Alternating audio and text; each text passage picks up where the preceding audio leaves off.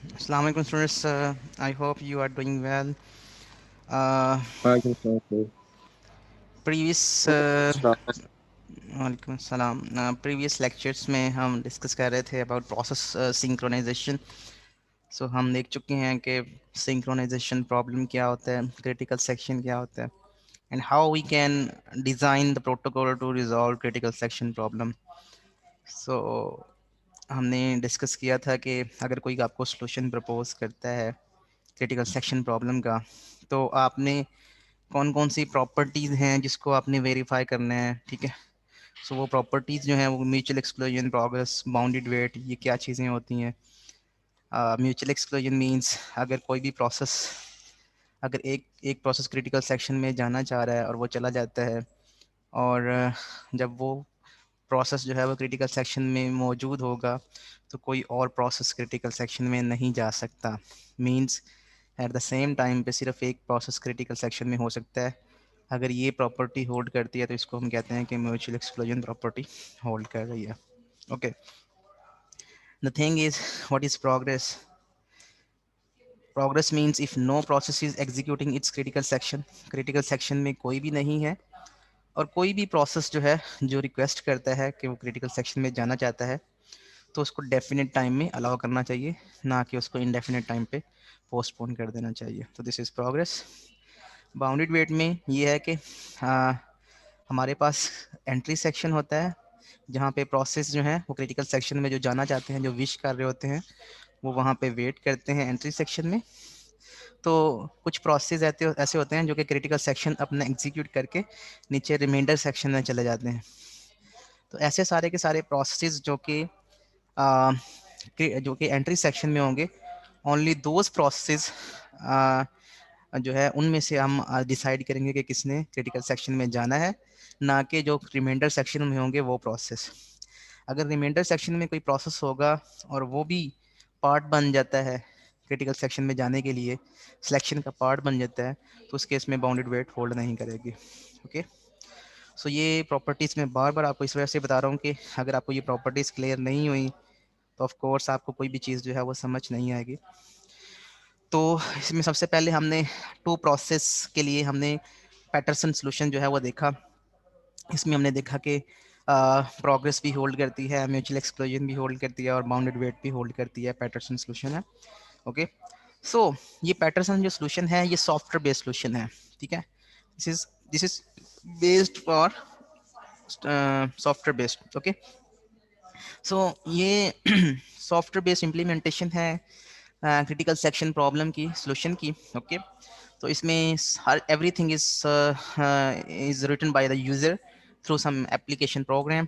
सो ये हमारे पास entry section है, ये क्रिटिकल सेक्शन है, और ये हमारे पास जो है वो reminder section and blah blah blah. Okay, इसके अलावा कुछ सॉल्यूशन ऐसे हैं जो कि हार्डवेयर बेस्ड सॉल्यूशन हैं।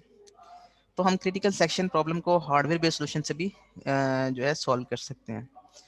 हार्डवेयर बेस्ड सॉल्यूशन का मतलब क्या है? हार्डवेयर बेस्ड सॉल्यूशन का मतलब ये है कि हम ऐसी इंस्ट्रक्शन को डिज़ाइन कर लें जो जो कि हम कहेंगे कि सीपीयू में, जब सीपीयू डिज़ाइन हो रहा होगा, सीपीयू में जब चिप डिज़ाइन हो रही होगी, तो उसमें ऐसी इंस्ट्रक्शंस डाल दी जाएं एक्स्ट्रा सिंक्रोनाइजेशन को सॉल्व करने के लिए। तो these are solutions which are based on locking. Locking के आइडिया के ऊपर ये सॉल्यूशन जो है बेस्ड कर रहे होते हैं।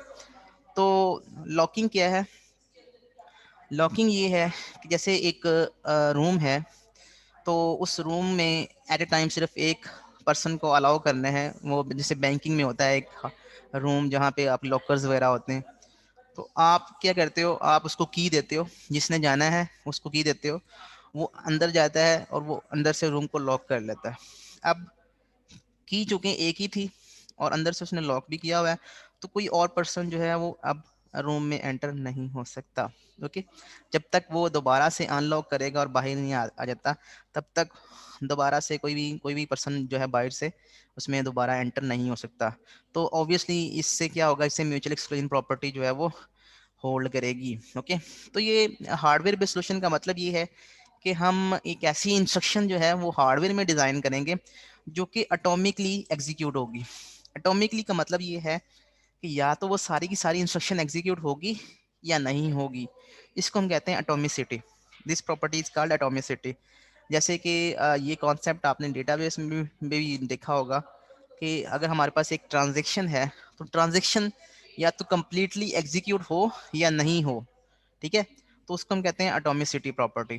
तो एटॉमिसिटी का मतलब ये है कि जैसे हमने देखा था ना काउंटर प्लस प्लस, तो काउंटर प्लस प्लस एक इंस्ट्रक्शन है। अब मैं जब ये कहता हूँ कि ये सारी की सारी एग्जीक्यूट होगी या नहीं होगी, तो ये तो नजर आ रहा है कि भाई एक इंस्ट्रक्शन है तो या तो वो सारी की सारी एग्जीक्यूट होगी या नहीं होगी, तो फिर हम इसको इन्फोर्स क्यों कर रहे हैं? असल में काउंटर प्लस प्लस जो है वो एक इंस्ट्रक्शन नहीं है। काउंटर प्लस प्लस एक हाई लेवल एक इंस्ट्रक्शन है जो कि सी लैंग्वेज, जावा में, किसी भी लैंग्वेज में आप जो है उसको राइट कर सकते हो। लेकिन जब हम कंपाइलर उसको कंपाइल करता है, उसको ट्रांसलेट करता है लो लेवल लैंग्वेज में, मशीन लैंग्वेज में, तो असल में वो इंस्ट्रक्शन काउंटर प्लस प्लस की 3 इंस्ट्रक्शन में चेंज हो जाती है, ट्रांसलेट हो जाती है। वो हम किस तरह से होती है वो हम पीछे डिस्कस कर चुके हैं। तो 3 इंस्ट्रक्शन जब हो जाती हैं तो हो सकता है कि जब पहली इंस्ट्रक्शन एग्जीक्यूट हो तो बाकी 2 अभी एग्जीक्यूट नहीं हुई और प्रोसेस का कॉन्टेक्स्ट स्विच हो जाए, प्रोसेस का टाइम स्लाइस खत्म हो जाए। इट माइट पॉसिबल कि 2 इंस्ट्रक्शन एग्जीक्यूट हों और उसका कॉन्टेक्स्ट स्विच हो जाए। तो इसमें क्या होगा, इसमें ये होगा कि फिर काउंटर प्लस प्लस की जो 3 इंस्ट्रक्शंस हैं वो कंप्लीटली एग्जीक्यूट नहीं हुई, ठीक है। तो उसको हम कह रहे हैं कि या वो तीनों की तीनों इंस्ट्रक्शन जो है वो कंप्लीटली एग्जीक्यूट हों या फिर ना हो, ठीक है। तो उसको हम कहेंगे नॉन इंटरप्टेबल या एटॉमिक, ठीक है। तो इस तरह की जो इंस्ट्रक्शंस हैं वो हम हार्डवेयर में इंप्लीमेंट कर लेते हैं ताकि जब भी वो इंस्ट्रक्शन एग्जीक्यूट हो काउंटर प्लस प्लस की फॉर एग्जांपल, तो वो कंप्लीटली एग्जीक्यूट हो जाए, ठीक है। या तो ये कर सकते हैं, या फिर आप ये यहाँ पे देख सकते हो, ये जो एंट्री सेक्शन है इसमें भी 3 इंस्ट्रक्शंस हैं। तो इस एंट्री सेक्शन में जो 3 इंस्ट्रक्शन हमारे पास यहाँ पे हैं, या तो ये एग्जीक्यूट हो सकती है, हो सकता है ये एग्जीक्यूट ना, ये एग्जीक्यूट हो रहा प्रोसेस का कॉन्टेक्स्ट स्विच हो जाए and so on so fourth. तो इससे ये है जो है, इससे हमारा जो सिंक्रोनाइजेशन का सोल्यूशन है वो इफेक्ट होता है। ओके, सो अब हम डिस्कस करते हैं कि वो कौन सा प्रोटोकॉल है जो कि हम हार्डवेयर बेस्ड सोल्यूशन में जो है वो यूज़ कर सकते हैं। और याद रहे कि हार्डवेयर बेस्ड सोल्यूशन में हम लॉक्स यूज़ करेंगे, ठीक है, क्रिटिकल सेक्शन प्रॉब्लम को सॉल्व करने के लिए। तो सबसे पहले जो भी प्रोसेस क्रिटिकल सेक्शन में जाना चाह रहा है वो लॉक को अक्वायर करेगा, और जब वो क्रिटिकल सेक्शन में चला जाएगा उसके बाद उसको एग्जीक्यूट करके वो लॉक को रिलीज कर देगा और रिमाइंडर सेक्शन में आ जाएगा। ओके, तो ये बात यह है कि हमने वो तीनों की तीनों प्रॉपर्टीज में दोबारा आपको बता रहा हूँ कि अगर एक प्रोसेस क्रिटिकल सेक्शन में है तो कोई दूसरा प्रोसेस क्रिटिकल सेक्शन में नहीं आ सकता। मींस अगर इसने एक्वायर लॉक किया हुआ है तो कोई और प्रोसेस जो है वो लॉक एक्वायर नहीं कर सकता अनलेस अनटिल के इसको ये रिलीज ना कर दे। ये है म्यूचुअल एक्सक्लूजन। प्रोग्रेस ये है कि कोई भी प्रोसेस क्रिटिकल सेक्शन में नहीं है इस टाइम पे, और कोई प्रोसेस जो है वो लॉक एक्वायर करना चाहता है, कोई भी प्रोसेस हो, तो बिना किसी तफरीक के किसी भी प्रोसेस को लिमिटेड टाइम में, डेफिनेट टाइम में उसको अलाउ करना चाहिए कि वो क्रिटिकल सेक्शन में आ जाए। वो किसी के ऊपर डिपेंडेंट ना हो, किसी का वेट ना कर रहा हो, ठीक है। नंबर ये प्रोग्रेस। नंबर 3 बाउंडेड वेट है। बाउंडेड वेट का मतलब ये है कि जो प्रोसेस यहाँ पे वेट कर रहे हैं अक्वायर को लॉक करने के लिए, यहाँ पे वेट कर रहे हैं, अगर कोई प्रोसेस क्रिटिकल सेक्शन में है तो ऑब्वियसली दूसरे प्रोसेस जो हैं वो यहाँ पे वेट करेंगे। तो जो यहाँ पे प्रोसेस वेट कर रहे हैं सिर्फ उन्हीं में से नेक्स्ट टाइम जब ये प्रोसेस यहाँ से रिलीज हो जाएगा, क्रिटिकल सेक्शन एंटर एग्जीक्यूट करके जब वो रिलीज लॉक में आ जाएगा, रिलीज लॉक को रिलीज कर देगा और रिमाइंडर सेक्शन में आ जाएगा, तो उस केस में जो यहाँ पे प्रोसेस दूसरे वेट कर रहे हैं सिर्फ उनमें से किसी प्रोसेस को अलाउ करना है कि वो क्रिटिकल सेक्शन में आ जाए, ना कि यहाँ से जो कुछ प्रोसेस रिमाइंडर सेक्शन में भी होंगे। तो इन प्रोसेस को, क्योंकि यहाँ पे लिखा हुआ है वाइल्ड ट्रू, तो वाइल्ड ट्रू का मतलब ये दोबारा से ये ऊपर ये वाला जो इंस्ट्रक्शन है एग्जीक्यूट कर सकते हैं। तो यहाँ पे जो रिमाइंडर सेक्शन में प्रोसेस होंगे उनको हमने सिलेक्शन का पार्ट नहीं बनाना, उनको हमने दोबारा से क्रिटिकल सेक्शन में एंटर नहीं होने देना। तो अगर ऐसा है तो इसका मतलब है कि बाउंडेड वेट होल्ड कर रही है। ओके ओके, सो ये लॉग को एक्वायर करने के लिए हम कुछ हार्डवेयर बेस्ड सॉल्यूशन जो हैं, हार्डवेयर बेस्ड इंस्ट्रक्शन जो हैं वो हम लिखने जा रहे हैं। तो पहली इंस्ट्रक्शन है test and set. Test and set instruction है। याद रहे कि ये इंस्ट्रक्शन क्रिटिकल सेक्शन प्रॉब्लम को सॉल्व करने के लिए हम सीपीयू में डिजाइन करना जा रहे हैं, और ये एक्चुअल में टेस्ट एंड सेट एक इंस्ट्रक्शन है, लेकिन इसकी इम्प्लीमेंटेशन मीन इसकी सब इंस्ट्रक्शन जो हैं वो 3 या 4 या 10 हो सकती हैं, ठीक है। लेकिन जब भी ये इंस्ट्रक्शन एग्जीक्यूट होगी तो ये सारी की सारी एग्जीक्यूट होंगी या फिर नहीं होंगी, इसको कहते हैं executed atomically. Okay, so let's discuss this. ये इंस्ट्रक्शन जो है टेस्ट एंड सेट की, ये इंस्ट्रक्शन क्या करती है ये मैं अभी डिस्कस करने जा रहा हूँ। आपने इसको क्लियरली देखना है कि ये इंस्ट्रक्शन क्या करती है, फिर हम इसको सिंक्रोनाइजेशन प्रॉब्लम सॉल्यूशन में यूज करेंगे। Okay, so let's discuss it using paint.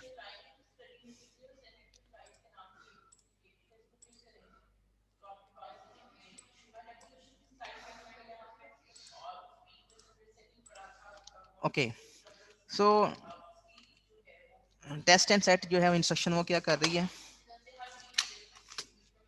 वो मैं लिखने जा रहा हूँ यहाँ पे। तो टेस्ट एंड सेट एक इंस्ट्रक्शन है। ओके, इसको हम पास कर रहे हैं बूलियन टाइप का एक पॉइंटर। ये बेसिकली रिसीव कर रहा है, ये फंक्शन है बेसिकली। टेस्ट एंड सेट एक इंस्ट्रक्शन है, और ये क्या करती है, ये एक बूलियन पॉइंटर जो है वो रिसीव करती है। फॉर एग्जांपल जब हम टेस्ट एंड सेट किसी किसी जगह से कॉल करेंगे, ठीक है, फॉर एग्जांपल हम यहाँ से कॉल करते हैं टेस्ट एंड सेट,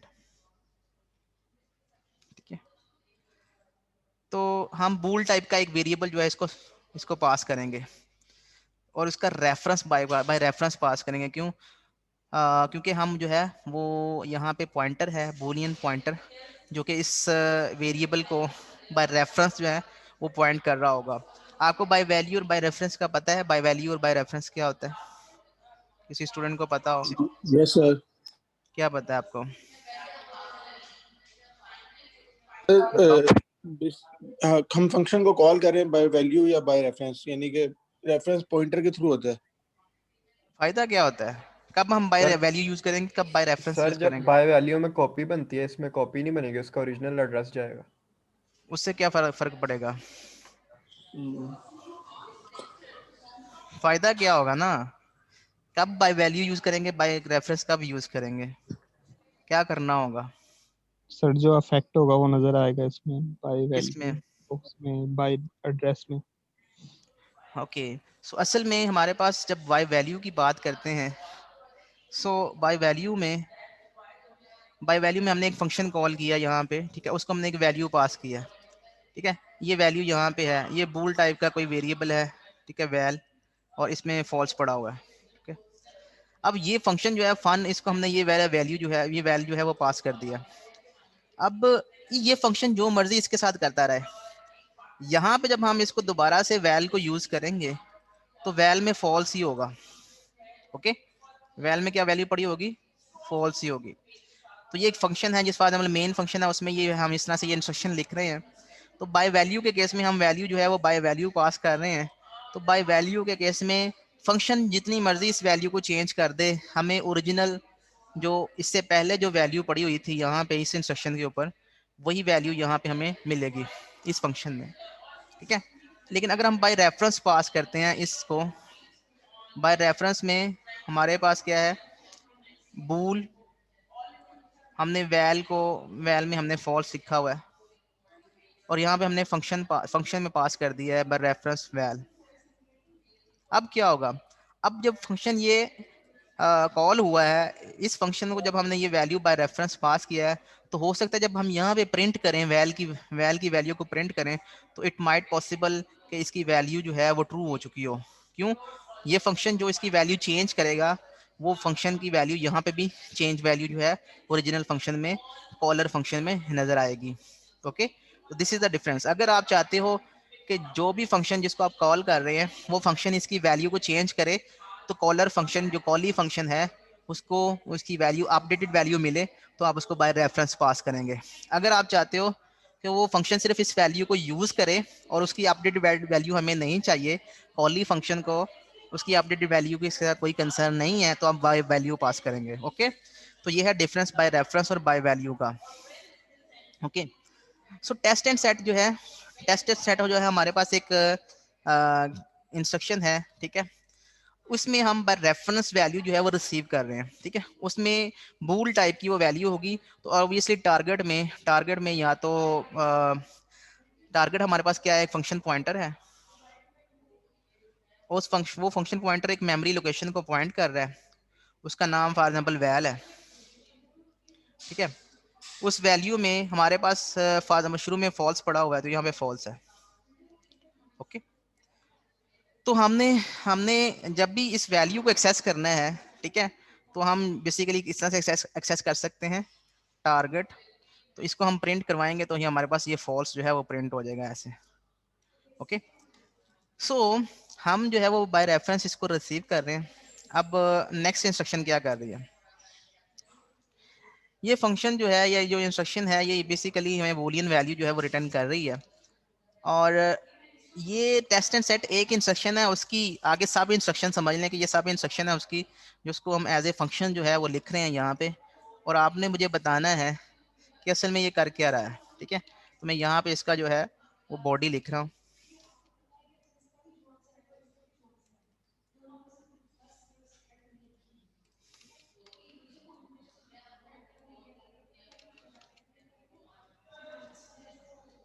ये फंक्शन है, ठीक है। आपने बताना मुझे क्या है, मुझे 3 चीजें आपने बतानी है।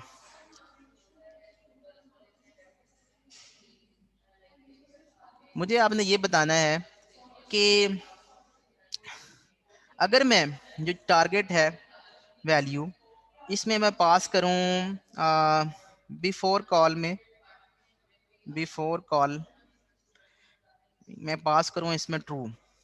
अगर मैं ट्रू पास करता हूं, ठीक है, तो तब मुझे ये बताएं कि दोबारा टारगेट में क्या आएगा। एक तो आपने ये चीज़ बतानी है, ठीक है। और दूसरा ये चीज़ आपने बतानी है कि फंक्शन क्या रिटर्न करेगा, रिटर्न वैल्यू जो है वो क्या होगी। फंक्शन कुछ ना कुछ रिटर्न भी कर रहा है, बूल वैल्यू रिटर्न कर रहा है। तो और टारगेट वैल्यू चूंकि एज ए रेफरेंस हम जो है वो रिसीव कर रहे हैं, तो ऑब्वियसली यहाँ पे ये चेंज भी हो रही है वैल्यू, ठीक है। सो आपने मुझे ये फंक्शन जो है इसको रीड करके आपने मुझे बताना है कि अगर मैं यहाँ पे इस फंक्शन में टेस्ट एंड सेट में मैं अगर ट्रू पास करता हूँ, तो यहाँ पे आंसर क्या आएगा, मतलब टारगेट में क्या आएगा जब ये पूरा का पूरा फंक्शन एग्जीक्यूट हो जाएगा, और वैल्यू क्या रिटर्न होगी, यहाँ पे भी आपने मुझे बताना है। और अगर टेस्ट एंड सेट फंक्शन को मैं फॉल्स पास करता हूँ, तो उस केस में यहाँ पे टारगेट में क्या आएगा, और रिटर्न मतलब टारगेट का मतलब ये है कि ये इसकी वैल्यू क्या होगी, ठीक है। और उसके बाद आपने मुझे ये भी बताना है कि फंक्शन क्या रिटर्न करेगा। तो बता सकते हैं आप में से कोई। सर फर्स्ट केस में तो ट्रू आएगा। टेस्ट एंड सेट फर्स्ट के केस में कह रहे हैं ट्रू आएगा। कि अगर हम ट्रू पास करते हैं, ठीक है, इसमें वैल्यू जो है वो ट्रू पास करते हैं, तो इसका मतलब क्या है कि इसमें ट्रू है, ठीक है। और हमने वो एक बूल टाइप की टेम्प वेरिएबल लिया हुआ है आरवी, और आरवी में हम जो है उसमें हमने ट्रू रखवा दिया है। ओके, तो आरवी में हमारे पास जो है वो ट्रू पड़ा हुआ है। नेक्स्ट हम क्या कह रहे हैं, हम जो भी टारगेट में जो भी पड़ा हुआ है हम उसको ट्रू से चेंज कर रहे हैं, हार्ड कोड कर रहे हैं। तो इसका मतलब ये है कि जब भी आप इसमें जो भी वेरिएबल जो है बाय रेफरेंस पास करेंगे, जब ये फंक्शन कॉल हो जाएगा तो उसमें अल्टीमेटली क्या पड़ा होगा, उसमें वैल्यू जो है वो ट्रू पड़ी होगी। तो यहाँ पे आंसर इज ट्रू, यहाँ पे ट्रू आएगा, ठीक है। उसके बाद हम क्या कर रहे हैं, हम रिटर्न कर रहे हैं आरवी। आरवी में वैल्यू क्या पड़ी हुई है, ट्रू। तो ट्रू जो है वो रिटर्न होगा। ट्रू कहाँ से आया था, जो हमने पास किया था स्टार्ट में। इसमें वैल्यू जो है अगर ट्रू पड़ी होगी तो वो वैल्यू वही रिटर्न हो जाएगी। तो इसमें स्टार्ट में वैल्यू ट्रू पड़ी थी, हम वही ट्रू जो है वो रिटर्न हो जाएगी। ओके, तो इसका मतलब ये हुआ कि जब भी टेस्ट एंड सेट कॉल होगा, उसमें जो फंक्शन पैरामीटर हम पास करेंगे वही रिटर्न होगा, ठीक है।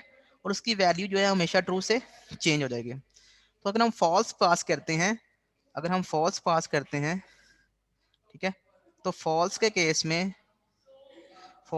में फॉल्स हम यहाँ पे रखवा रहे हैं इस वेरिएबल में, और फॉल्स जो है वो टारगेट फिर में। बाद में रिटर्न करेंगे।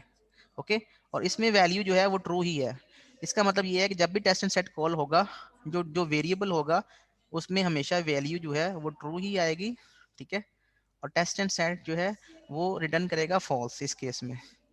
तो अगर आप फॉल्स पास करेंगे तो फॉल्स रिटर्न होगा, अगर आप ट्रू पास करेंगे तो ट्रू रिटर्न होगा। लेकिन जो ओरिजिनल वेरिएबल है उसमें वैल्यू जो है वो बेसिकली आपकी ट्रू ही आएगी, ठीक है। तो मैं यहाँ पे मेन फंक्शन लिखने जा रहा हूँ। मेन, यहाँ पे मैंने एक बूलियन टाइप का वेरिएबल लिया, Boolean value is equal to false. यहाँ पे मैंने टेस्ट एंड सेट कॉल किया है, यहाँ पे मैंने एक और बूलियन वैल्यू ली है, रिटर्न वैल्यू।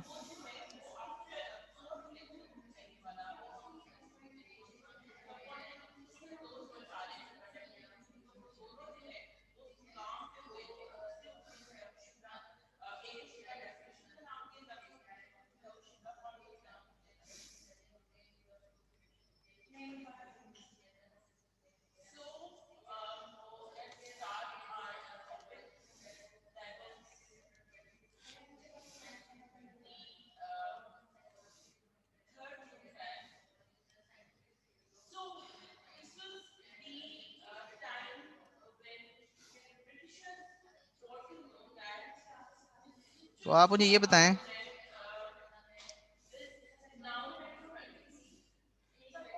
कि यहाँ पे प्रिंट क्या क्या होगा, what will be the answer? Sir RV में फॉल्स होगा और वैल्यू की जगह ट्रू आ जाएगा। आरवी में फॉल्स हो जाएगा, यहाँ पे फॉल्स प्रिंट होगा और वैल्यू में ट्रू आ जाएगा। एंड व्हाट अबाउट कि अगर मैं यहाँ पे ट्रू पास करूँ देन? सर फिर दोनों में ट्रू आ जाएगा। फिर दोनों में ट्रू आ जाएगा। तो आपको समझ आ गई, दूसरों को समझ आई है, दूसरे स्टूडेंट्स को? क्यों स्टूडेंट्स? सर उनसे पूछ लें। सर समझ आ गई। क्या समझ आई है सलमान? सर कि अगर हम फॉल्स पहले अगर हम वैल्यू पास करेंगे तो सर पहले जो वैल्यू में अगर फॉल्स पड़ी होगी तो वहाँ पर जाके ट्रू हो जाएगी, तो पहले फॉल्स प्रिंट करेगा फिर नेक्स्ट टाइम ट्रू प्रिंट करेगा। नहीं यार, क्या कर रहे हो? नहीं सर, यानी वो फॉल्स रिटर्न करेगा ना। हाँ अगर फॉल्स भेजेंगे तो फॉल्स रिटर्न करेगा। तो ओके। नेक्स्ट टाइम वो जो वैल्यू में ट्रू होगी तो वहां पर जाके सर वो जो फंक्शन है उसके अंदर ट्रू कर देगा वैल्यू को जो हमने एग्जीक्यूट किया था नहीं, फंक्शन में। बात ये है कि ये फंक्शन जो है, जब फंक्शन कॉल हुआ, ठीक है, तो फंक्शन जो है एक उसने वैल्यू रिटर्न करनी है, रिटर्न वैल्यू, ठीक है, और एक उसने ये जो उसको पैरामीटर पास हुआ है बाय रेफरेंस पास हुआ है, एक उसको ये चेंज कर सकता है पैरामीटर को। तो बात ये है कि जब ये फंक्शन कॉल हुआ, कॉल होने के बाद, कॉल होने से पहले तो ये स्टेटस है कि इसमें पैरामीटर में फॉल्स पड़ा हुआ है, ठीक है। अब क्योंकि ये बाय रेफरेंस पैरामीटर पास हो रहा है, तो रेफरेंस बाय रेफरेंस पास हो रहा है, तो पैरामीटर भी चेंज हो सकता है और रिटर्न वैल्यू भी ये कर रहा है। तो आप मुझे ये बताएंगे अगर फॉल्स पास करेंगे तो रिटर्न वैल्यू क्या आएगी और पैरामीटर में क्या आ सकता है? ये क्वेश्चन का आंसर है। जब ये कॉल हो जाएगा उसके बाद तो पैरामीटर चेंज हो गए। अगर हम फॉल्स पास कर रहे हैं तो रिटर्न वैल्यू फॉल्स होगी हमेशा। अगर हम ट्रू पास कर रहे हैं तो रिटर्न वैल्यू जो है वो ट्रू होगी। मींस रिटर्न वैल्यू डिपेंड कर रही यस है सर। पैरामीटर के यस सर पासिंग के वो ऊपर, सर ठीक यही है। मैं कह रहा था सर कि अगर फॉल्स पास करेंगे तो रिटर्न वैल्यू फॉल्स आएगी, अगर ट्रू ओके, पास करेंगे तो रिटर्न वैल्यू ट्रू आएगी। और पैरामीटर में क्या आएगा? पैरामीटर सर की ये वैल्यू भी जो तो चेंज हो गई है ना? यस सर क्या सर चेंज हो गई है? वो तो ट्रू रहेगी ना, अगर हम वो वो फंक्शन में हमेशा कॉल करें टेस्ट। जी यस सर, वो वो हमेशा ट्रू ट्रू हो रहेगी। जाए वो हमेशा ट्रू हो जाएगी जब भी ये फंक्शन कॉल कर रहे हैं या यस इंस्ट्रक्शन सर। कॉल कर रहे हैं, तो वो हमेशा ट्रू होगी। ओके, तो आपको समझ आ गई है। अब हम दोबारा से इधर मूव करते हैं। ओके, अब आपने मुझे ये बताना है, ये है सोल्यूशन। ये है सोल्यूशन किसका? ये सोल्यूशन है क्रिटिकल सेक्शन प्रॉब्लम का। तो क्रिटिकल सेक्शन प्रॉब्लम का जब भी कोई सोल्यूशन प्रपोज करेगा तो आपने कौन सी प्रॉपर्टीज देखनी है? Mutual exclusion, progress and bounded wait. Students, start में एक लॉक वेरिएबल है बूलियन टाइप का, ये शेयर्ड वेरिएबल है बिटवीन कोऑपरेटिव प्रोसेसेस, और सारे के सारे प्रोसेस जो हैं इस लॉक वेरिएबल को एक्सेस कर सकते हैं। ये शेयर्ड वेरिएबल है, ग्लोबल वेरिएबल है। इसको इनिशियली हमने फॉल्स से इनिशियलाइज किया हुआ है, ठीक है। तो एक दफ़ा इसकी इनिशियलाइजेशन है, उसके बाद प्रोसेस इसको चेंज करेंगे तो वही वैल्यू इनको मिलेगी, ठीक है।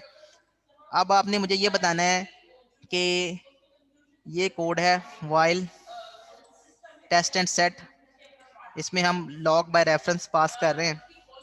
आपने मुझे ये बताना है कि क्या म्यूचुअल एक्सक्लूजन प्रॉपर्टी होल्ड कर रही है?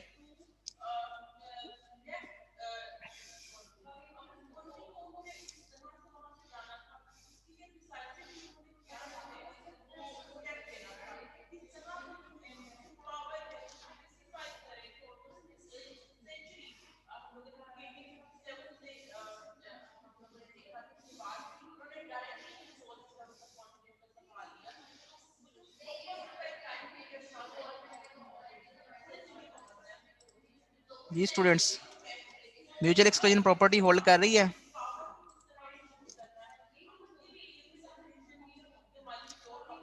कि समझ नहीं आ रही है आप लोगों को?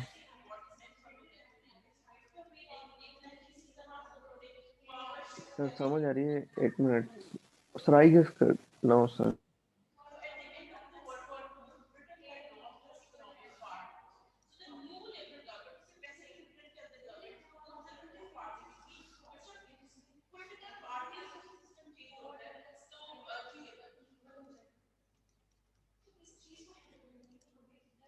ओके, सो ये इंस्ट्रक्शन है। लॉक में इनिशियली जो है, लॉक में इनिशियली फॉल्स पड़ा हुआ है, ठीक है। सबसे पहले फर्स्ट प्रोसेस आया P1, ठीक है, P2 आया, ठीक है। अब ये जो हमारे पास सॉल्यूशन है, ये 2 प्रोसेस के लिए नहीं है। पैटरसन जो है वो 2 प्रोसेस के लिए वर्क करता था ओनली। क्यों? वो कहता था कि पहले मेरी टर्न है, मैं क्रिटिकल सेक्शन में जाना चाहता हूँ, वो अपना फ्लैग ट्रू करता था, और टर्न कहता था अच्छा आपकी बारी है, टर्न दूसरे को देता था, और अगर वो जाना चाह रहा था तो वो चला जाए, अगर वो नहीं जाना चाह रहा था तो फिर ये चला जाता था, ठीक है। तो इस तरह से वो 2 प्रोसेस सिस्टम था। ये जो सॉल्यूशन है ये n प्रोसेस के लिए सिस्टम है, ठीक है। आपके जितने मर्जी प्रोसेस आते जाएं, ठीक है, उन सब के लिए ये वर्क करेगा। वो सिर्फ 2 के लिए वर्क करता है, ठीक है। ये जो है ये n प्रोसेस के लिए वर्क करता है। n जो है वो 4 भी हो सकता है, 5, 10, 12, जितने n आप जितने भी प्रोसेस लेना चाहते हैं वो ले सकते हैं। सपोज बहुत सारे प्रोसेस जो हैं वो क्रिटिकल सेक्शन में जाना चाहते हैं, ठीक है। तो जिसको अभी क्वांटम टाइम मिल रहा है, जिसकी बारी है कि वो एग्जीक्यूट हो रहा है, ठीक है। सपोज P2 जो है वो एग्जीक्यूट हो रहा है। सबसे पहले P2 जो है वो टेस्ट एंड सेट को कॉल करता है। लॉक में वैल्यू क्या पड़ी हुई है? फॉल्स, ठीक है। जब ये इंस्ट्रक्शन एग्जीक्यूट हो जाएगी, ये वाली इंस्ट्रक्शन जब एग्जीक्यूट हो जाएगी, ओके, उसके बाद लॉक में क्या आएगा? ट्रू। लॉक में ट्रू हो जाएगा, और ये वैल्यू क्या रिटर्न करेगी? फॉल्स। फॉल्स। जो हम पास कर रहे हैं लॉक में, जो हम पास कर रहे हैं टेस्ट एंड सेट फंक्शन, वही वैल्यू जो है वो रिटर्न कर रहा है। तो रिटर्न वैल्यू जो है वो फॉल्स है, लेकिन लॉक में इटसेल्फ जो है वो ट्रू आ चुका है, ओके। तो यहाँ पे जब जब फॉल्स आ गया है, इस यहाँ पे हमारे पास जब फॉल्स हो गया है, तो आप मुझे ये बताएं कि वाइल की कंडीशन चलती रहेगी या ब्रेक हो जाएगी? यहाँ ब्रेक पे हो जाएगी। सेमी कॉलन लगा हुआ था। इसका मतलब ये है कि जब भी ये कंडीशन जो है वो फॉल्स होगी तो वाइल का लूप ब्रेक हो जाएगा, और नेक्स्ट जो प्रोसेस है P2 वो यहाँ पे आ जाएगा, क्रिटिकल सेक्शन में आ जाएगा। जब क्रिटिकल सेक्शन में आ जाएगा उस वक्त लॉक की वैल्यू क्या है? अभी लॉक की वैल्यू है ट्रू। ट्रू। अब मैंने आपको कहा था कि आप बताएं कि म्यूचुअल एक्सक्लूजन की प्रॉपर्टी होल्ड कर रही है कि नहीं कर रही। तो इसका सोल्यूशन ये है कि जब प्रोसेस P2 जो है वो क्रिटिकल सेक्शन में है, तो आप ट्राई करें कि प्रोसेस P1 को एंटर करने की कोशिश करें। प्रोसेस P1 जो है जब टेस्ट एंड सेट कॉल करेगा तो लॉक में क्या पड़ा होगा शुरू में? फॉल्स। ट्रू नो, पड़ा। ट्रू ट्रू पड़ा है। पड़ा। क्यों? अच्छा ठीक है, क्यों? क्योंकि लॉग वेरिएबल जो है ये शेयर्ड वेरिएबल है। तो वो तो फिर आएगा नहीं है। जब वो शेयर्ड वेरिएबल है तो लॉग में इसने चेंज कर दिया, P2 ने इसमें लॉग में चेंज कर दिया। जब इसने ये टेस्ट एंड सेट कॉल किया था तो लॉग की वैल्यू ट्रू हो चुकी है। अब जब P2 जो है क्रिटिकल सेक्शन में है तो P1 जब ट्राई करेगा तो वो ट्रू के साथ ट्राई करेगा। अगर लॉक में ट्रू पड़ा होगा, लॉक में अगर ट्रू पड़ा होगा तो जब इसको रिटर्न वैल्यू क्या होगी? रिटर्न वैल्यू होगी ट्रू। तो आप मुझे बताएं कि लूप ब्रेक होगा, ये चलता रहेगा, ये यहाँ पे चलता रहेगा। चलता रहेगा। तो इसका मतलब है P1 जब P2 क्रिटिकल सेक्शन में है तो P1 एंटर नहीं हो सका। इसी तरीके से अगर आप P3 की बात करें, P3 भी इसको ट्रू के साथ कॉल करेगा, और वो भी P3 भी यहाँ पे चलता रहेगा। अगर P4 कॉल करेगा, ये वाला कोड, ठीक है, तो P4 जो है वो भी ट्रू के साथ लॉ को कॉल करेगा, उसको ट्रू ही मिलेगा रिटर्न वैल्यू, और वो भी यहाँ पे चलता रहेगा। तो इसका मतलब है जब एक प्रोसेस क्रिटिकल सेक्शन में है तो कोई और प्रोसेस क्रिटिकल सेक्शन में एंटर नहीं हो नहीं सकता। तो इसका मतलब यह है कि म्यूचुअल एक्सक्लूजन प्रॉपर्टी जो है वो होल्ड करती है, ओके। अब आपने स्टूडेंट्स, मैंने आपको बता दिया कि किस तरह से मैं म्यूचुअल एक्सक्लूजन की प्रॉपर्टी को मैंने चेक किया है। अब आपने मुझे ये बताना है कि क्या प्रोग्रेस होल्ड करती है कि नहीं करती। जी स्टूडेंट्स, यू हैव 5 minutes.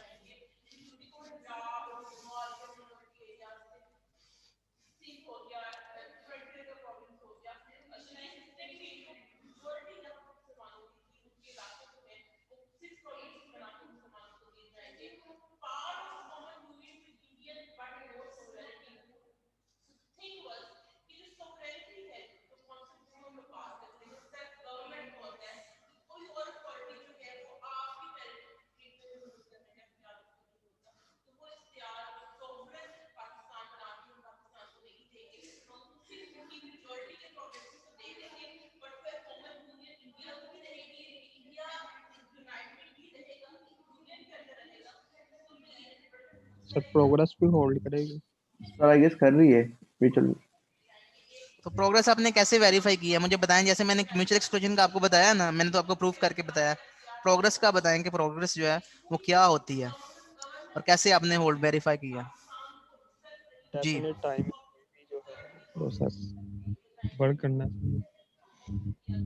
देखें, प्रोग्रेस आपने कैसे वेरीफाई करनी है। प्रोग्रेस आपने ऐसे वेरीफाई करनी है कि कोई भी प्रोसेस क्रिटिकल सेक्शन में नहीं है, ये आपने अजम्पशन लेनी है। ठीक है, कोई भी प्रोसेस क्रिटिकल सेक्शन में नहीं है अभी। ठीक है, और कोई भी प्रोसेस क्रिटिकल सेक्शन में जाना चाहता है, फॉर एग्जाम्पल P4 जाना चाहता है, तो P4 अभी लॉक में शुरू में क्या पड़ा होगा, फॉल्स पड़ा होगा। कोई भी प्रोसेस क्रिटिकल सेक्शन में नहीं है, इसका मतलब यही है कि लॉक में फॉल्स पड़ा हुआ। क्यों? क्योंकि जब भी एक प्रोसेस क्रिटिकल सेक्शन से बाहर आता है वो लॉक को फॉल्स कर देता है, और जब वो एंटर होने से पहले भी लॉक में होता है फॉल्स।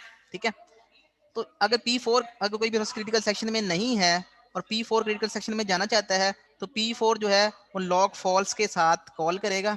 जब लॉक फॉल्स के साथ कॉल करेगा तो उसकी वैल्यू जो है, रिटर्न वैल्यू जो है वो भी फॉल्स आएगी। ठीक है, तो जब रिटर्न वैल्यू या फंक्शन जब रिटर्न वैल्यू फॉल्स करेगा तो लूप जो है वो ब्रेक हो जाएगा और P4 जो है एंटर हो जाएगा, P4 क्रिटिकल सेक्शन में आ जाएगा। तो इसका मतलब क्या है? इसका मतलब ये है कि P4 किसी के ऊपर डिपेंडेंट नहीं है। अगर क्रिटिकल सेक्शन में कोई भी नहीं है और कोई भी प्रोसेस क्रिटिकल सेक्शन में जाना चाहता है, P1 P2 P3, तो बिना किसी रिकावट के, बिना किसी वेटिंग के, वो किसी के ऊपर डिपेंडेंट नहीं है, वो क्रिटिकल सेक्शन में जा सकता है। तो लिहाजा प्रोग्रेस होल्ड करती है। लॉग की वैल्यू ट्रू थी यहाँ पे भी, हमने ट्रू assume की। सर फॉल्स किस होएगा ये? लॉग की वैल्यू देखें, प्रोग्रेस की आप डेफिनेशन के ऊपर जाएं। प्रोग्रेस की डेफिनेशन ये है कि व्हेन नो प्रोसेस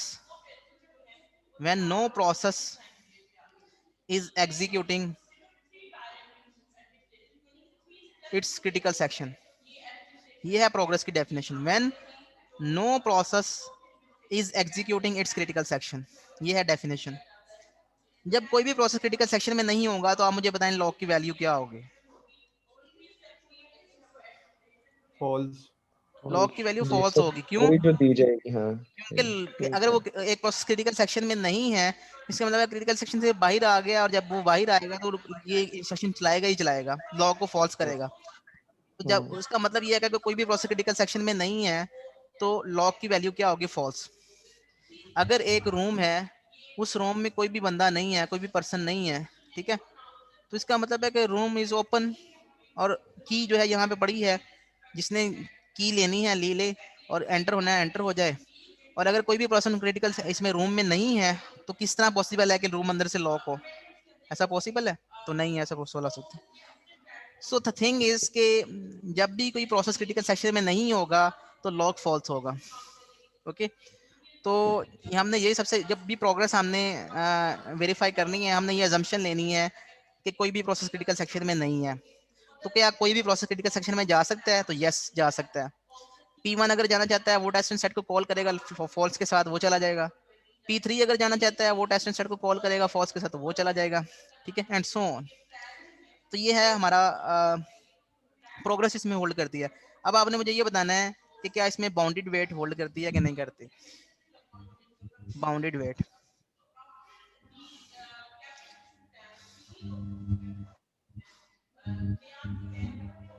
जिसने सही बताया ना उसको 1 नंबर दूंगा मैं, जिसने सही बताया उसको मैं 1 नंबर दूंगा, मुझे बाद में वो याद करवाएगा। ठीक है, और रूल है फर्स्ट कम फर्स्ट सर्व, जो सबसे पहले बताएगा। मतलब मैं एक ही स्टूडेंट को 1 नंबर दूंगा, एक से ज्यादा स्टूडेंट्स को नहीं दूंगा।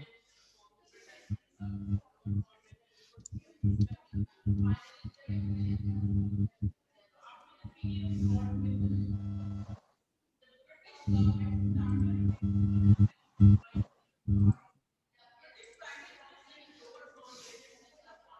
सही भी बताना है, ये नहीं है कि आपने बताया कि ओहो प्रोग्राम बॉडी वेट होल्ड करती है लेकिन पता नहीं कैसे करती है, उसका आंसर रीजन विद रीजन होना चाहिए आंसर।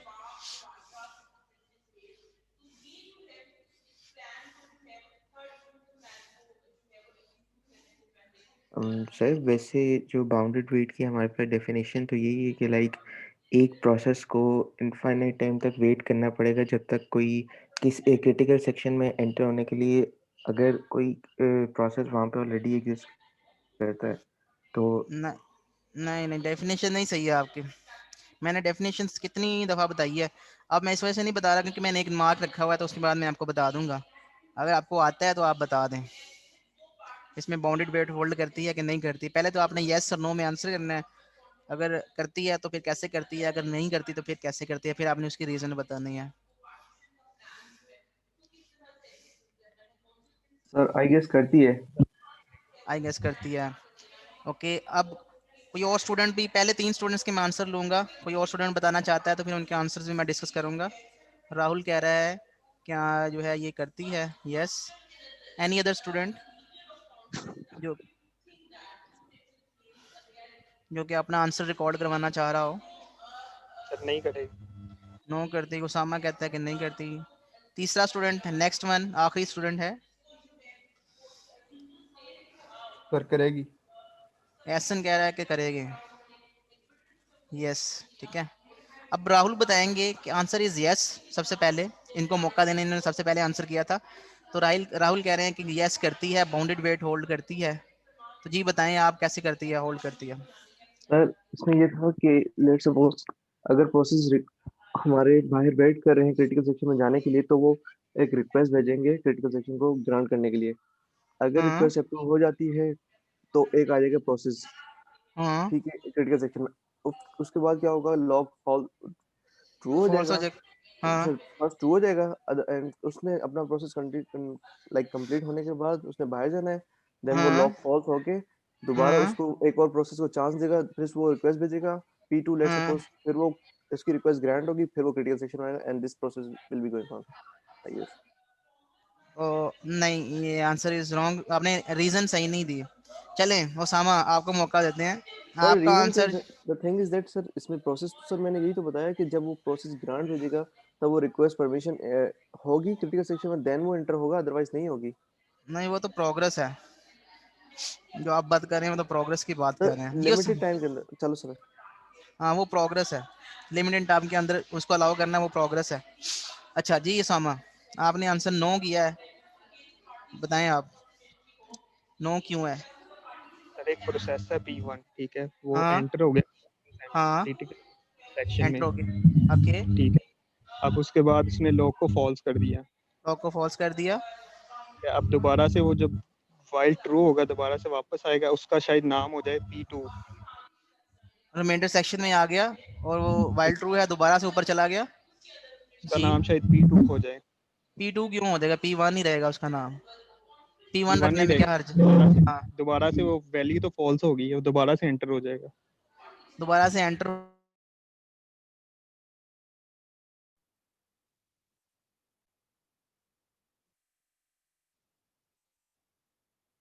P1 जो है वो एंटर हो गया। P1 ने अपना लॉक फॉल्स किया।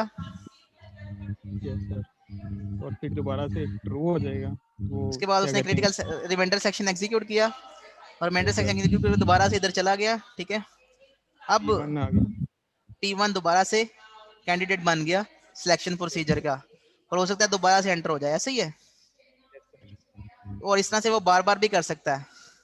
तो yes sir. P1 P1 P1 P1 P1 चलता रहेगा। P2 और P3 की बारी नहीं आएगी। There is no bounded wait, तो लिहाजा बाउंडेड वेट होल्ड नहीं करती। आंसर इज एब्सोल्युटली राइट, तो सामा को 1 नंबर मिल गया। ओके जी एहसन, आपका आंसर ही गलत है, बाउंडेड वेट होल्ड नहीं करती, तो लिहाजा आपका आंसर डिस्कस करने की ज़रूरत नहीं है। तो बाउंडेड वेट क्या है?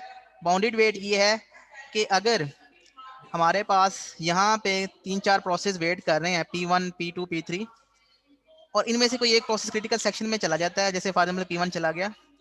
अब P1 जो है वो जब अपना लॉक को फॉल्स करेगा और रिमाइंडर सेक्शन में आ जाएगा, ठीक है, P1 यहाँ पे है, तो P1 जो है उसको दोबारा कैंडिडेट नहीं बन सकता। जो प्रोसेस वेट कर रहे हैं यहाँ पे P2 और P3, सिर्फ उनमें से नेक्स्ट टाइम अलाउ करना चाहिए कि वो क्रिटिकल सेक्शन में चले जाएं। रिमाइंडर सेक्शन में जो प्रोसेस है उसको अलाउ नहीं करना चाहिए। क्यों? क्योंकि अगर रिमाइंडर सेक्शन में जो प्रोसेस है उसको अलाउ कर देंगे कि वो दोबारा से क्रिटिकल सेक्शन में जा सकता है, तो फिर तो वही जाता रहेगा और there is no bounded wait. P2 और P3 को पता नहीं होगा कि हमें कितना वेट करना पड़ेगा, तो तब हमारी बारी आएगी। ठीक है, तो अगर 3 प्रोसेस आ चुके हैं 1 2 3, तो अगर किसी को भी बारी मिल गई है, पहले 3 को बारी मिल गई है, फिर 2 को बारी मिल गई है, ठीक है, फिर 1 को बारी मिली है, ठीक है, नेक्स्ट टाइम जो है मतलब इस तरह नहीं होना चाहिए कि 3 को बारी मिली है, फिर 2 को बारी मिली है, फिर 3 को बारी मिल गई है, फिर 3 को बारी मिल गई है, फिर 2 को बारी मिली है, फिर 3 को बारी मिल गई है, फिर 3 को मिल गई है, फिर 3 को मिल गई है, बेचारे 1 की बारी नहीं आ रहे। तो there is no time limit time bound कि 1 जो है वो कब एंटर होगा। अगर ऐसा है तो फिर बाउंडेड वेट होल्ड नहीं करती। लेकिन अगर इस तरह से चल रहे हैं 3 2 1 1 2 3 3 2 1 3 2 1 ऐसा चल रहे हैं, तो इसका मतलब ये है कि पता है 1 को पता है कि मुझे मेरी बारी जो है वो थोड़ी बाउंडेड टाइम के बाद आ जाएगी। ठीक है, तो इसका मतलब ये है कि बाउंडेड वेट होल्ड करती है। ओके, तो ऐसा केस यहाँ पे नहीं था, लिहाजा बाउंडेड वेट यहाँ पे होल्ड नहीं करती। ओके, सर ऐसा केस कैसे हो सकता है? मैं दोबारा से बता देता हूँ आपको, मैं दोबारा नहीं से कि आपको बता मतलब देता हूँ, मैं दोबारा से बता तीन देता हूँ चार। आपको। Okay okay. हाँ, मैं दोबारा से आपको बता देता हूँ, कोड क्लीन करके बता देता हूँ।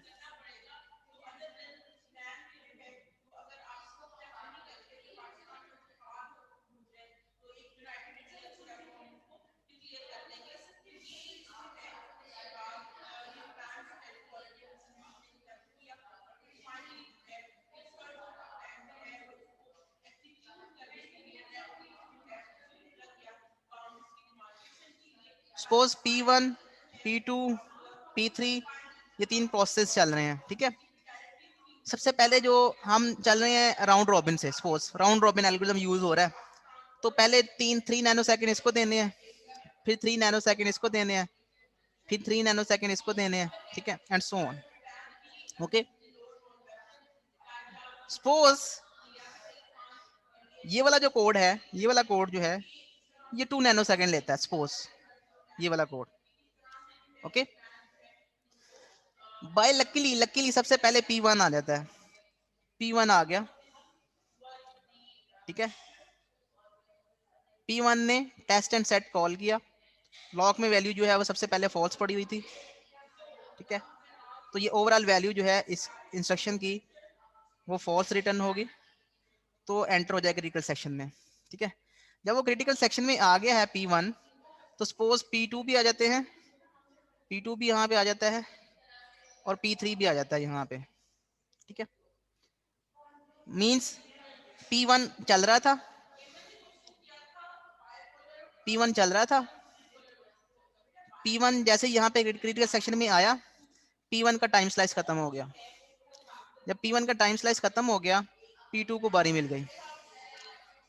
P2 ने क्या करना है, वो इंस्ट्रक्शन एग्जीक्यूट करके यहाँ पे आया, उसने टेस्ट एंड सेट कॉल किया। टेस्ट एंड जब कॉल किया तो टेस्ट एंड सेट जो है, चूंकि ट्रू, जब P1 क्रिटिकल सेक्शन में होगा तो लॉक में ट्रू पड़ा होगा। सर तो यही जब तो क्वेश्चन था मेरा कि जब जी वो क्रिटिकल सेक्शन में होगा तो वो ट्रू हो जाएगा ना, तो फिर दोबारा से वही वाला चलता रहेगा ना, P1 ही चलता रहेगा जो आपने लास्ट एग्जांपल नहीं, समझाई। बात सुन ले, नहीं आप बात समझे नहीं है, बात सुन ले। बात ये है कि हर एक ने चलना ही चलना है, P1 ने भी चलना है, P2 में नहीं चलना है, P3 ने भी चलना है। चलने का मतलब ये है कि इसको अपनी बारी मिलेगी, इसको अपनी बारी मिलेगी और इसको अपनी बारी मिलेगी। ठीक है, बारी मिलने का मतलब ये, इसको हम CPU एलोकेट करेंगे, CPU एलोकेट करेंगे।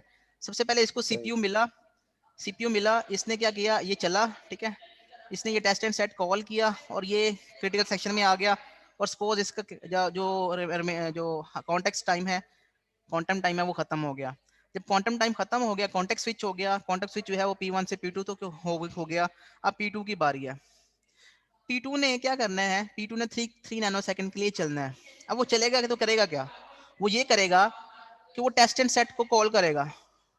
टेस्ट एंड सेट को जब उसने कॉल किया तो टेस्ट एंड सेट में चूंकि लॉग में ट्रू पड़ा हुआ है, तो जब भी इसको कॉल करेगा उसको क्या मिलेगा? ट्रू। जब उसको ट्रू मिलेगा तो फिर क्या मतलब है? इसका मतलब क्या है कि जब भी वैल्यू व्हाइल के लूप की कंडीशन जो है जब तक ट्रू रहेगी, जब तक कंडीशन जो है वो ट्रू रहेगी तो लूप चलता रहेगा। तो P3 P2 जो है 3 नैनो सेकंड के लिए क्या करेगा? कंडीशन ही चेक करता रहेगा, कंडीशन ही चेक करता रहेगा एंड सो ऑन। तो अपना सारा का सारा टाइम जो है वो ये कंडीशन चेक करने में लगा देगा। ओके, अब बारी आ जाती है कॉन्टेक्स्ट, इसका टाइम स्लाइस खत्म हो जाता है, बारी आ जाती है इसके P3 के। P3 को हम 3 नैनो सेकंड देते हैं। P3 भी यही करेगा क्योंकि लॉग में ट्रू पड़ा हुआ है, तो P3 भी क्या करेगा? P3 भी जो है हमारे पास वो ये इस तरह से यहाँ पे कंडीशन चेक करता रहेगा और यहाँ पे ही घूमता रहेगा। तो अपना सारा का सारा टाइम जो है यहाँ पे वेस्ट कर देगा। ठीक है, मीन्स काम कर रहा है लेकिन मतलब काम किसी मतलब का नहीं कर रहा, कोई मकसद नहीं है उसका काम करने का। ये ऐसे ही जैसे समंदर में आप जो है जाके समंदर के किनारे वेपर लगा रहे हैं, ठीक है, तो पानी भी आता जा रहा है, वेपर भी लगाए जा रहे हैं, ना कुछ फायदा है वेपर लगाने का, लेकिन वेपर जो है वो आप लगाए जा रहे हैं। ठीक है, तो ये है इसका मतलब। ठीक है, सो तो P3 जो है जब उसका टाइम स्लाइस खत्म हो जाएगा फिर किसकी बारी आएगी? P1 की। P1 की बारी आई। P1 जो है उसको 3 नैनो सेकंड के लिए हमने टाइम स्लाइस दिया था। मुझे ये बताएं कि 3 नैनो सेकंड में उसने क्या क्या काम कर लेना है? उसने क्रिटिकल सेक्शन भी एग्जीक्यूट कर लेना है, उसने लॉग को फॉल्स भी कर लेना है, उसने रिमाइंडर सेक्शन भी एग्जीक्यूट कर देना है। उसके बाद उसने ये व्हाइल की कंडीशन ट्रू जो चेक की तो दोबारा ऊपर चला गया। जब दोबारा ऊपर चला गया तो उसने टेस्ट एंड सेट को कॉल किया, लॉग में क्या पड़ा हुआ था? फॉल्स। जब उसने फॉल्स के साथ लॉग को चेक किया तो फिर P1 किधर आ गया? P1 तो फिर क्रिटिकल सेक्शन में आ गया और उसका टाइम स्लाइस खत्म हो गया। उसका टाइम स्लाइस खत्म हो गया। नेक्स्ट बारी किसकी है? P2 की। P2 को 3 नैनो सेकंड के लिए CPU देंगे। P2 जो है वो फिर ट्राई करेगा एंटर होने की, तो उसको लॉग जो है ट्रू के साथ कॉल करेगा तो फिर वो यहाँ पे घूमता रहेगा, तो अपना सारा का सारा टाइम यहाँ पे वेस्ट कर देगा। फिर P3 जो है उसको इसको CPU मिलेगा, तो वो P3 जो है वो यहाँ पे P3 जो है यहाँ पे दोबारा से उसको बारी मिलेगी, वो भी यहाँ पे घूमता रहेगा, तो अपना सारा का सारा टाइम यहाँ पे वेस्ट कर देगा सिर्फ कंडीशन ही चेक करने में। वो ट्राई टक्करे मार रहा है लेकिन दीवार नहीं गिर रही, ठीक है, लॉक नहीं ओपन हो रहा। उसके बाद जब दोबारा बारी मिलेगी P1 को, P1 क्या करेगा? क्रिटिकल सेक्शन एग्जीक्यूट करेगा, लॉक को फॉल्स करेगा, रिमाइंडर सेक्शन एग्जीक्यूट करेगा, ये कंडीशन चेक करेगा 2 नैनो सेकंड में और फिर ऊपर चला जाएगा और फिर एंटर हो जाएगा। फिर इसका टाइम स्लाइस फिर खत्म हो गया। फिर इसकी बारी आई P2 की, तो P2 फिर यही करेगा, P3 भी यही करेगा एंड सो ऑन। तो कौन चल रहा है? P1 चली जा रहा है, चली तो जा सर रहा है। मतलब जो सा प्रोग्राम पहले आएगा वही चलेगा, वो बेशक P1 है या बेशक P2 है। इसका मतलब ये है कि मैंने एक केस निकाला है इस कोड में, वो केस ये कहता है कि P1 जो है इट माइट पॉसिबल कि वही चलता रहे या P2 चलता रहे। ठीक है, ठीक है, या हो सकता है दरमियान में किसी और को बारी मिल जाए और वो चलता रहे ऐसे। ठीक है, तो किसी एक प्रोसेस के साथ नाइंसाफी हो सकती है, उसको बहुत ज्यादा वेट करना पड़ सकता है। तो इसको हम क्या कहते हैं? जब हम एक प्रोसेस बहुत ज्यादा वेट करता है इनडेफिनिट टाइम के लिए, इसको हम क्या कहते हैं? बाउंड्री जी डिबेट नहीं, स्टारवेशन। स्टारवेशन में क्या होता है कि एक प्रोसेस के साथ ज्यादती हो रही होती है, एक प्रोसेस को हम बारी नहीं दे रहे, P2 P3 बारी बारी लिए जा रहे हैं, बारी लिए जा रहे हैं, P1 की बारी नहीं आ रही, तो इसके साथ स्टारवेशन, ये स्टारवेशन का शिकार हो गया, या इंडेफिनेट ब्लॉकिंग का शिकार हो गया। ठीक है, ये नाइंसाफी का शिकार हो गया। तो ये जो है बाउंडेड वेट, अगर किसी प्रोग्राम में बाउंडेड वेट होल्ड नहीं करती तो इसका मतलब ये है कि कोई प्रोसेस जो है वो इनडेफिनेट टाइम के लिए ब्लॉक हो सकता है। तो स्टारवेशन क्या है? स्टारवेशन जो है उसका मतलब है indefinite blocking of any process. तो इसमें एक कोई भी प्रोसेस जो है वो इनडेफिनेट टाइम ब्लॉक हो सकता है, इट माइट पॉसिबल, जरूरी नहीं है कि हो। ठीक है, इस तरह से भी प्रोसेस चल रहे हैं, P1 भी चल सकता है, P2 भी चल सकता है, P3 भी चल सकता है, हो सकता है फिर P2 की बारी आ जाए, फिर P3 की बारी आ जाए, फिर P1 की बारी आ जाए, सो ऑन। इस तरह से प्रोसेस चल सकते हैं, इट माइट पॉसिबल। लेकिन ये भी एक पॉसिबल केस है जो मैं अभी अब निकाला है। ठीक है, तो ये अगर आप इस तरह का कोई भी केस ढूंढ लेते हैं और अगर आप उस तरह की चीज एग्जिस्ट करती है तो फिर आप समझ लें कि बाउंडेड वेट उसमें होल्ड नहीं करती, और जब बाउंडेड वेट होल्ड नहीं करेगी तो कोई भी प्रोसेस जो है वो स्टारवेशन का शिकार हो सकता है। तो स्टूडेंट्स क्लियर है आपको, everything is clear now? Yes sir. अच्छा, यस सर। अब आपके पास ना एक और सोल्यूशन है इसका, वो हम यूज कर रहे हैं कंपेयर एंड स्वैप इंस्ट्रक्शन के साथ। ठीक है, तो आपने सबसे पहले जिस तरह से मैंने टेस्ट एंड सेट की इंस्ट्रक्शन जो है वो आपको मैंने बताया है, इस तरह से ये कंपेयर एंड स्वैप की इंस्ट्रक्शन है, इसको आपने रीड करना है। ठीक है, इसमें 3 पैरामीटर पास हो रहे हैं। ओके, पहला पैरामीटर बाय रेफरेंस है और ये इंटीजर वैल्यू है। ठीक है, एक इंटीजर वैल्यू को ये बाय रेफर पॉइंट करेगा। ठीक है, दूसरा वेरिएबल जो पैरामीटर है वो भी इंटीजर टाइप का है, और तीसरा पैरामीटर जो है वो भी इंटीजर टाइप का है। ठीक है, आपने इसको रीड करना है। इसको रीड करके आपने मुझे बताना है कि ये कर क्या रहा है, कंपेयर एंड स्वैप कर क्या रही है, इसको 3 पैरामीटर जो पास कर रहे हैं इनको ये किस तरह से यूज कर रहा है, और वैल्यू क्या रिटर्न हो रही है। ठीक है, और जिसको हम बाय रेफरेंस पास कर रहे हैं उसमें चेंजेस क्या आ रही हैं, and so on so fourth. तो आप इसको रीड करें, फिर मैं हम इंशाल्लाह इसके ऊपर अभी डिस्कस करते हैं कि इसका सोल्यूशन क्या है। ठीक है, तो आपने मुझे अभी बताना है कि कंपेयर एंड स्वैप इंस्ट्रक्शन क्या करती है।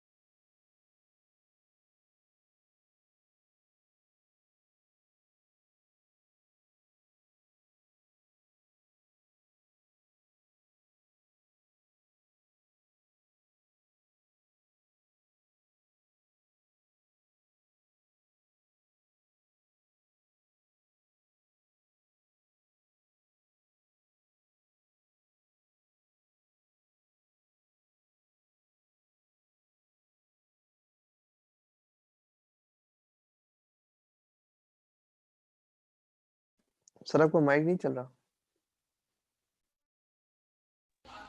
मैं से बोल भी नहीं रहा था।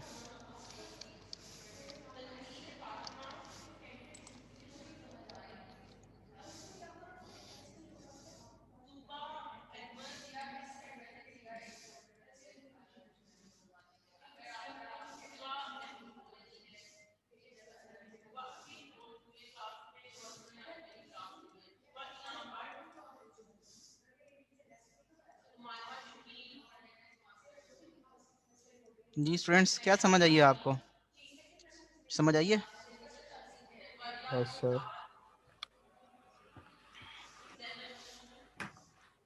क्या समझ आई है? इस केस में मुझे ये बताएं कि जो जब ये इंस्ट्रक्शन एग्जीक्यूट हो जाएगी तो वैल 1 में क्या आएगा और रिटर्न वैल्यू क्या आएगी? सर रिटर्न इस केस वही होगा जो वैल 1 में होगा, और वैल 1 में होगा, रिटर्न हो जाएगा जी। जी सर, क्या वही कहते हैं, रिटर्न। वैल 1 की वैल्यू तब चेंज होगी अगर वैल 1 और जो साथ एक्सपेक्टेड है वो सेम हो जाए। इस केस में क्या है? इस अभी केस यहाँ में पर ये दोनों सेम है तो इसमें 0 आ जाएगा। इसमें 0 आ जाएगा, और इस केस में इसमें इसमें भी हमारे 0। पास रिटर्न 2 ही होगा। रिटर्न 2 ही होगा। ओके,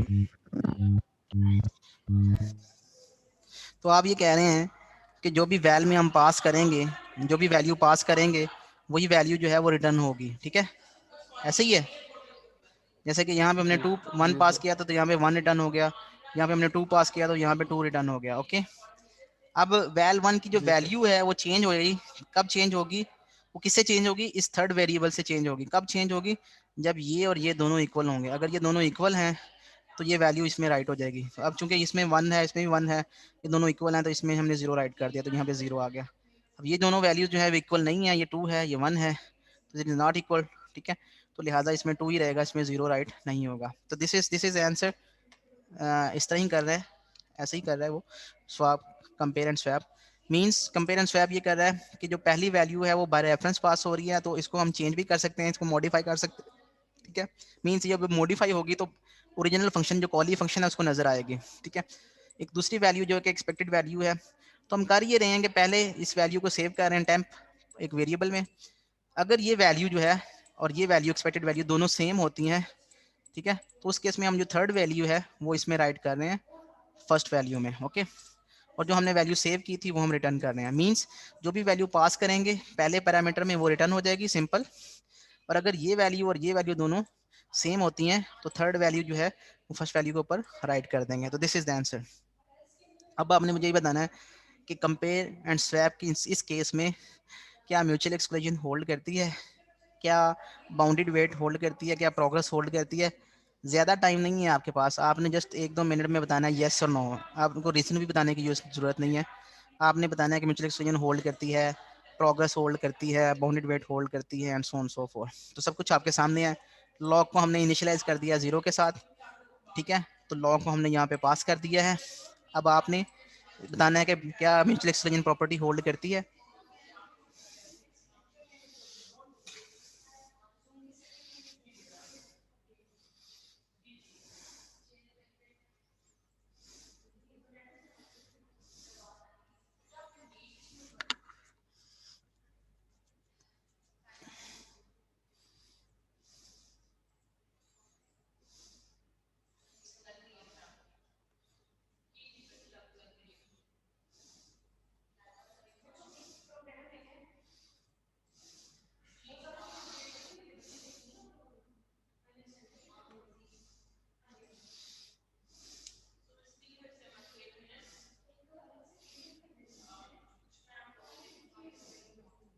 सर मिड है इसके अंदर होल्ड कर म्यूचुअल एक्सक्लूजन होल्ड कर रही है।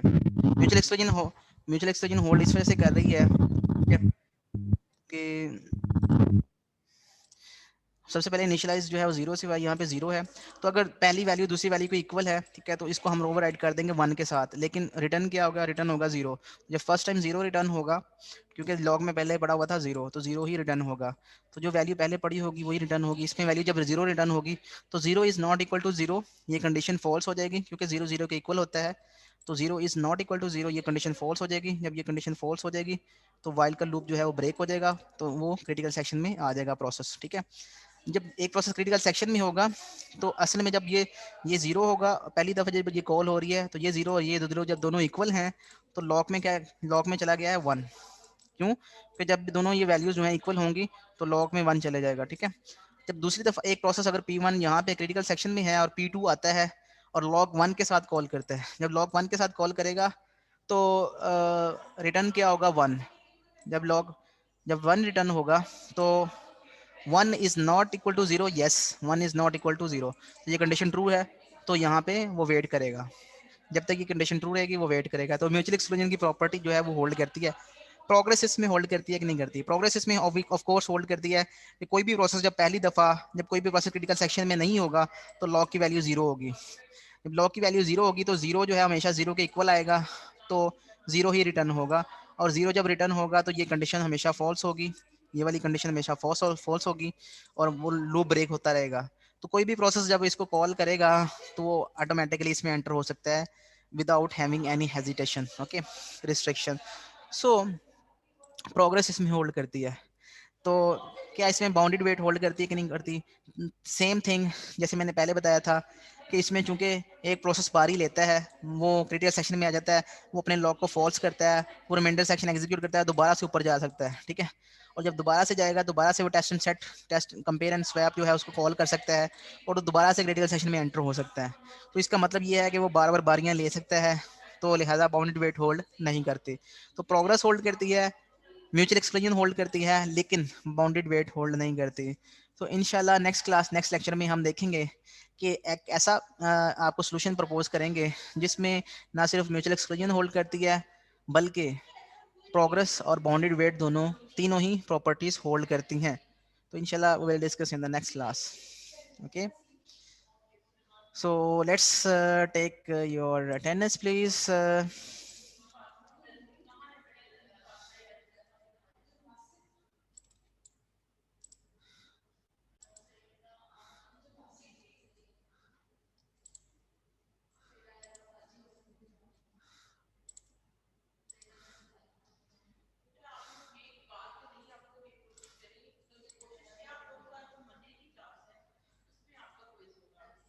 Abdul Rab Yasir, Abubakar Mujahid, yes, present Ehsan sir. Ijaz, Ehsan Ijaz,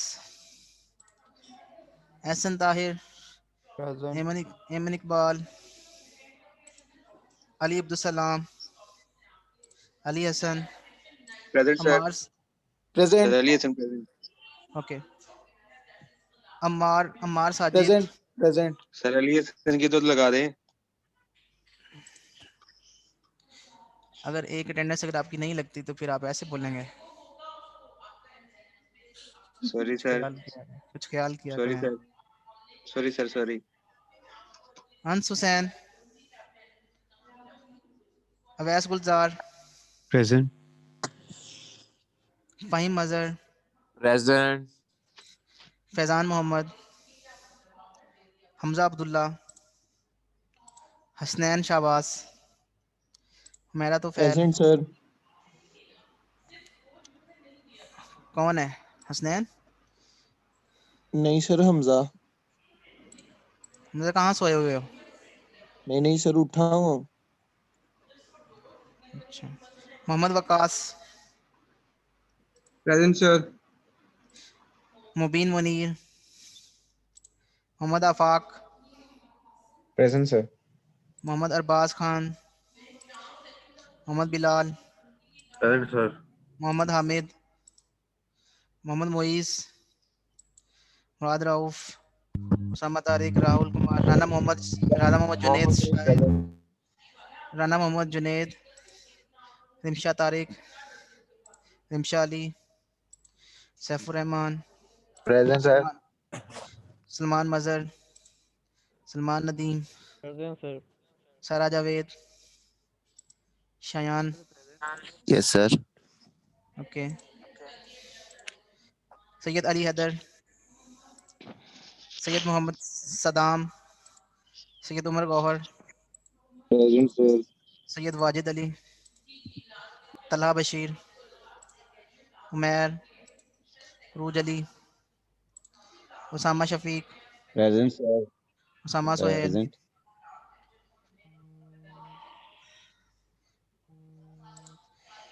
Usama Suhail, Wazir Khan, sir Salman में present. Ziaullah, present sir. Wazir Khan नहीं है, ओके, जुबैर मोहम्मद, नहीं सर। ओके, ज़ियाउल्लाह नहीं है, प्रेजेंट सर, मोहम्मद ज़ियाउल्लाह मोहित प्रेजेंट है। ओके ओके, सर और सलमान में तो प्रेजेंट। और वजीर खान। सलमान वजीर, आप आज आपने क्या पढ़ा है बताओ। सर हमने ट्रू फॉल्स वाले पढ़ा सर, मैं क्या पहले तो सुना था मैं। क्या पढ़ा है? हमने बताया था प्रोसीजर वगैरह सर, नहीं, सारा लेक्चर सुना मैंने। तुम्हारी एब्सेंट ही लगेगी। प्रोसीजर कौन सा बताया? प्रोसीजर मैंने बताओ ना। सर बीच में नेट भी काफी ग्लिच करता है सर मेरा, नहीं, आगे मैंने से नहीं झूठ रुका। नहीं हो रहा, लेक्चर सारा लिया मैंने। मैंने बताना, जब तक तुम्हें नेट इंटरप्ट करता रहा, तुम्हें वीडियो तो नजर आती रही है ना, वॉइस अगर तुम्हारी डिस्टॉर्शन आती भी रही है, तो तुम्हें क्या पढ़ा है आज बताओ। सर मुझे बताना नहीं आ रहा है इस टाइम सर। नहीं नहीं नहीं नहीं, ये बात नहीं है।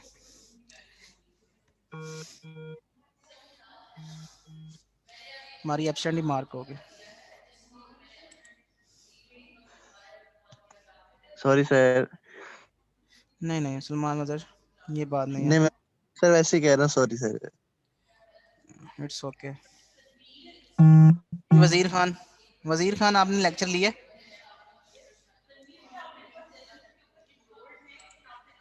वजीर खान आपने हैंड रेज किया हुआ, आपने लेक्चर लिया?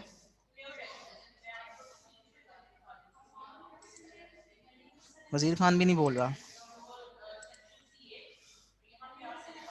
रिमशाली, आपने लेक्चर लिया? जी सर। क्या पढ़ा था आज हमने? तो डिस्प्ले क्या? रिमशा की भी राजन नहीं लगेगी। ओके, अल्लाह हाफिज। कोई क्वेश्चन है तो आप पूछ सकते हैं।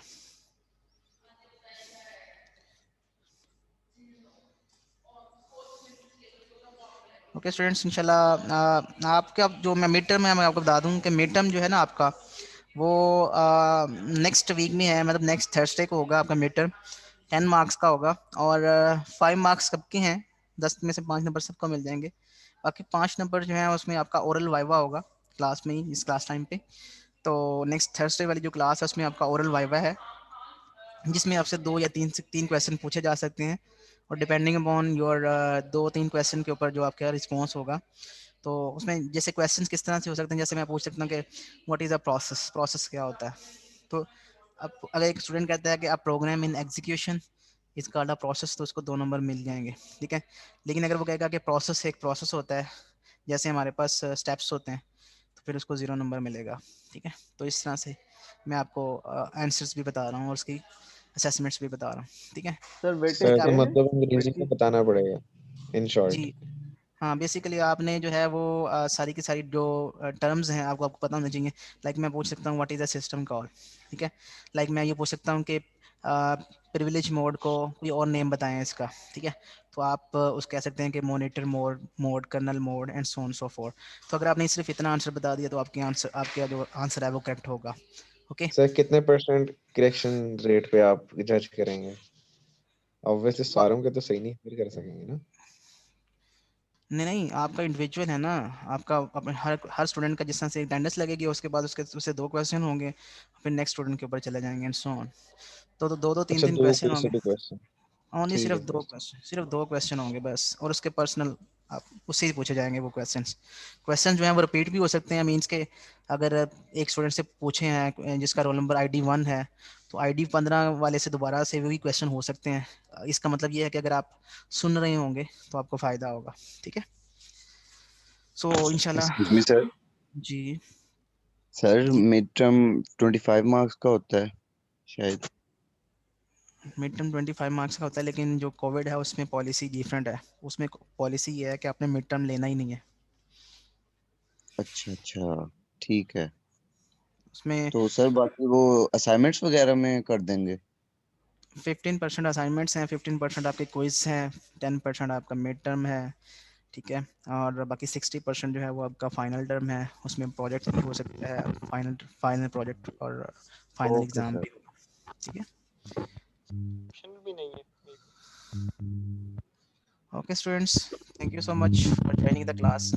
यो समा, क्या कह रहे हैं आप? सर मैं कह रहा हूँ कि ये ऑप्शनल भी नहीं है मिड, ये होगा ही नहीं। ऑप्शनल है, कुछ कुछ टीचर जो है वो नहीं ले रहे ना, कुछ टीचर लेक्चर नहीं ले रहे, लेकिन मैं लूँगा। उसकी रीज़न ये है कि स्टूडेंट तैयारी नहीं करते ना। जी सर। हाँ, स्टूडेंट का जो जिस तरह से आपको नज़र आ रहा है कि क्वेश्चन पूछते हैं, क्लास में बैठे होते हैं तो क्लास में टीचर कहते हैं चुप हो जाओ खुदा का वास्ता। ऑनलाइन क्लास है तो इसमें कहते हैं, टीचर कहते हैं बोल लो खुदा का वास्ता। तो यहाँ पे कोई बोल नहीं रहा होता ऑनलाइन क्लास में, और इन पर्सन क्लास में कोई चुप नहीं हो रहा होता। तो अजीब ही स्टेट है। ओके स्टूडेंट्स, अल्लाह हाफिज़, thank you so much for joining the class. इंशाल्लाह we will meet in the next class.